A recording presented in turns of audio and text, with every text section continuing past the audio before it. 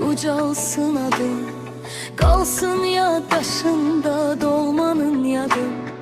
Üç renkli bayrağım çekilsin duman, zirvelerde olsun qoy Azerbaycan.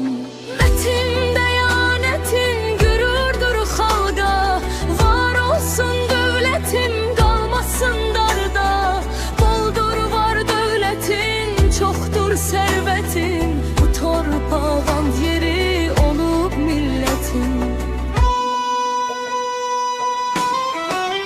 Qoy zəfər marşında çəkilsin adım, qələbən mübarək Azərbaycanım.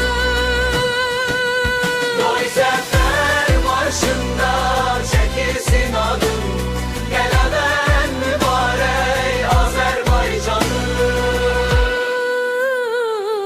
Üç renkli bayrağım çekilsin